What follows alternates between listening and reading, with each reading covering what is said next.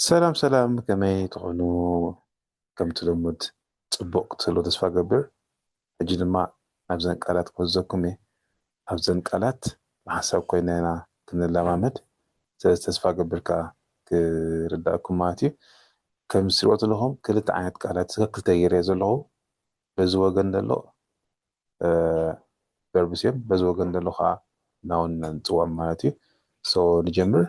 ቀዳመይቲ መምዛን ተንብሎ ወይ ሓቂ መምዛን ተኮይኑ ወይ ንብሎ ኦኬ ሚዛን እንተኮይኑ ግን ተንብሎ ዌይት ኦኬ ዛን ፈልጣ ይግባእ ሚዛን እንተኮይና ግን ዌይት ኢና ንዛረብ ማለት ስለዚ መምዛን ተኮይኑ ወይ ሚዛን ከዓኒ ዌይት ኦኬ ኔክስት ምዕቃን ምዕቃን measure very good ምዕቃን measure ተኮይኑ ዓቐን ከዓ እንታይ ንብሎ measurement very good ኣንታይ ንብሎ measurement ንብሎ ማለት ስለዚ ምዕቃን ተራ measure ኮይኑ ዓቐን ከዓ measurement ንብሎ ማለት እዩ next ምምካር ወይ ንሰብ ክትመክሮ ተንብሎ እዚ advise okay advise ሪዋ ኣብዚኣ and then ምኽሪ ክንብል ተኮይና ግን እንታይ ንጥቀም advice okay ምኽሪ ንጥቀም advice ከመይ advice ሲ ጻፍ ማለት እዩ ታብ ሲ ጻፍ ተኮይና advice ብዚኣ ንጥቀም ማለት ሪዋ እዚኣ ንጥቀም ዲኤስ ተገይርና ዝት ኮይና advice ተኮይና ሲ ተገይርና ግን advice ከምዚኣ ሕጂታ ናውንያ ማለት እዩ ንቕፅል next ምሕዋስ ሓደ ክትሕውሶ ወይ ክትሓወሶ ይበሃል mix ሓቂ mix ሕዋስ እንትኮይና ግን mixture okay mixture ነው ማለት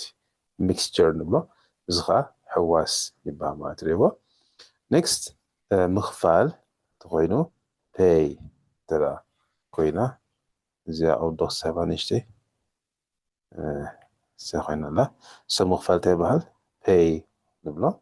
okay እንተዳ ክፍሊት ኢልና እንታይ ንብል payment okay payment ነው ማለት ክፍሊት ኮይና እንታይ ንብሎ payment ነው ማለት እዩ next ዝኾነ ነገር ከተረክብ ዶክመንት ወራቐቲ ከዛ መሰለ ከተረክብ ተንካ እንታይ ንብሎ submit okay ተንብሎ submit ነው ማለት እዩ ምርካብ ናይ ወራቐቲ ኢልና ክንዛረብ ከለና እንታይ ንብል submission okay submission ኢልና ንዛረብ ማለት እዛ ገና ንሰረብዮ good next ምውሳን ምውሳን እንታይ ንብሎ decide okay decide ውሳነ ተኮይኑ ግን እንታይ ንብል decision okay decision ንብሎ እዚ ውሳነ ተኮይኑ ማለት እዩ then ምንቅስቃስ ወይ ተንቀሳቂሱ ወይ ተንቀሳቂሳ ንብል move ንብል ምንቅስቃስ ተኮይና ከዓ movement okay እንታይ ንብል movement ማለት ሪቦ movement ንብል next ምክታዕ ትካታዕ እንታይ ንብል argue ማለት እዩ argue ንብሎ ክትዕ ተኮይኑ ከዓ argument ይባሃል okay ንብሎ argument ንብሎ የብላን ንጻሕጻፍ ከላ argument ትበሃል ማለት እያ next ጃሬዋ ዛዚያ ጃንተ ያላ ምምራጽ okay ምምራጽ ይባሃል choose okay choose ምምራጽ ምርጫ ተኮይኑ ከዓ ተንብሎ choice okay choice ንብሎ of course ናይ ዝምርጫ ናይ ፕሬዝዳንታዊ ምርጫ ገለ ምስ ተኣስር የብሉን እዚኣታ choice ናትካ ምርጫ እንታይ እዩ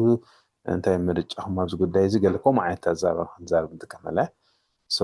ሓደ ግን እቲ ናይ ፕሬዝዳንት ከተኮይኑ ግን እሱ ኤሌክሽን ንብሎ ማለት እዩ ዕብይ ዝበለ ቃል ንጥቀም ማለት እዩ ኦኬ ኔክስት ምጥራዕ ወይ ከዓ ምምራር ኦኬ ምጥራዕ ወይ ከዓ ምምራር ክትማረር ከለካ እንታይ ንብል complain ኦኬ complain ማለት እዩ መረረ ወይ ከዓ ጥርዓን ተኮይኑ ግን እንታይ ይበሃል complaint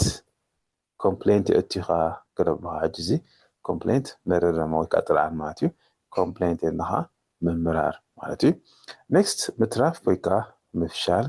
እንታይ ይበሃል fail ይበሃል fail ንብሎ እንተዳ ፍሽለት ወይ ሕምቀት ኮይና ተምሎ ውጥቀት ኮይና ተምሎ failure ንብሎ failure ይባሪዎ failure ንብሎ next ግብረ መልሲ መሃብ እንታይ ንብል respond okay respond ግብረ መልሲ ተኾይኑ እንታይ ንብል response okay response ስለዚ ግብረ መልሲ መሃብ ኣብ ትፍልጥንሽ ኣብቲ verb ኮንኮል ኣብቲ ኸዓ እናውን ኾና ማለት ስለዚ ከምዚ እንጥቀመላ next በጽሐ ወይ ከዓ ኣተወ ተንበዚ arrive okay so ዝኻ ምእታው ምብጻሕ ወይ ከዓ ኣብ ዘረባ ክንዘረብ ከሆና ናትካ ምምጻእ ላይ ብሓቂ ጽቡቕ ነይሩ ናትካ ምምጻእ ዓይነት ክንዛረብ ክንዚ ምምጻእ ናትካ ምብጻሕ ጋር እንተይናኻ arrival ዚያን ጥቅምሬዋ arrival ኢና ነዛብ ማለት እዩ okay then next ምእባይ ክትዓብት ኾንካ ተንብሎ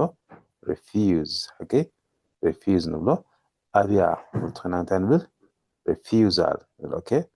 ኣብያ እንትኾና እንታይ ንብል refusal ይኸውን ማለት ስለዚ ሬዎ ቃላት ኣብ ዘሎ ዝተጠቀም ኩሉ ጋባት ማለት እዩ ብኸምዚ ካብ ጌርና ክንዛረበላ ንኽእል ነዚ እንታይ ካብ verb ናብ noun ክንቅይር ኮና እንጥቀመሉ ኣገባብ እዩ ስለዚ